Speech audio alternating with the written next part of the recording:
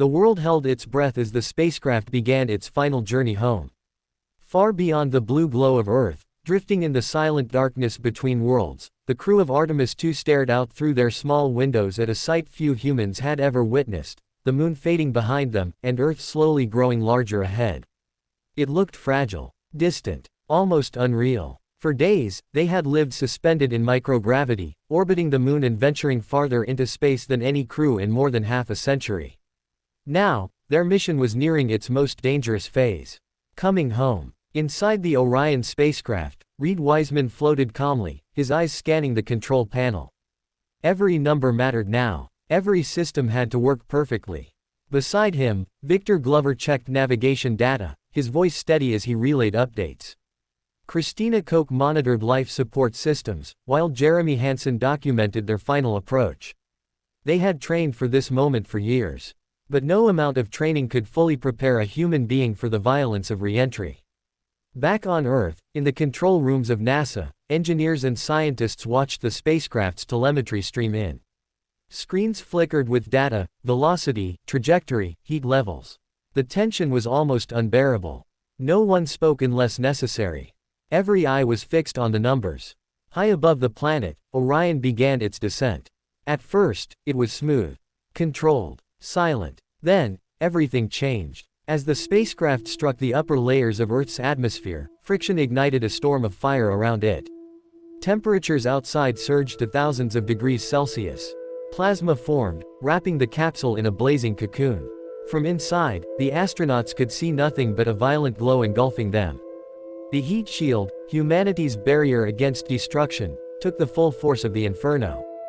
Then came the silence. Communication with Earth was lost. For several long minutes, Orion disappeared from the world. No signal, no voice, no confirmation that the crew was still alive. Inside Mission Control, the tension reached its peak. This was the blackout period, the most feared part of re-entry. If anything had gone wrong, there would be no warning. No second chance. Time seemed to stretch endlessly. Inside the spacecraft, the astronauts endured the intense vibrations as the capsule tore through the atmosphere. Every bolt rattled, every breath felt heavier. Yet, they remained calm, focused, trusting the technology that carried them, and each other. Then, just as suddenly as it had begun, the silence broke. A signal returned. A voice crackled through the speakers.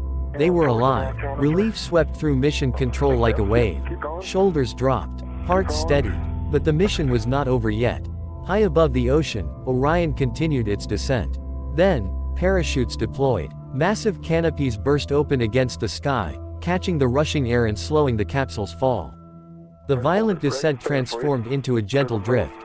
For the first time since re-entry began, the danger began to fade. Below them, the vast ocean stretched endlessly. Closer, closer. Until, splash. The capsule hit the water, sending ripples across the surface. After traveling hundreds of thousands of kilometers through space, after facing fire, silence, and unimaginable speeds, they were home. Recovery teams rushed toward the floating spacecraft. Helicopters circled overhead, ships moved into position. Within minutes, the capsule was secured, and the hatch was opened. Fresh air rushed in.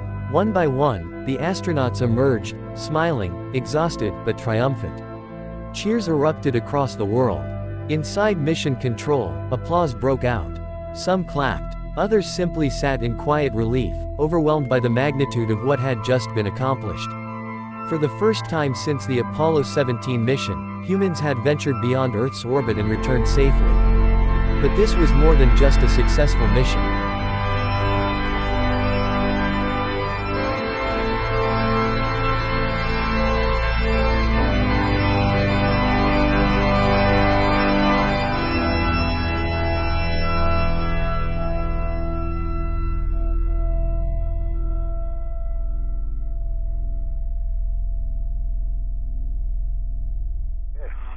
I'll hold it. You know when it feels like it's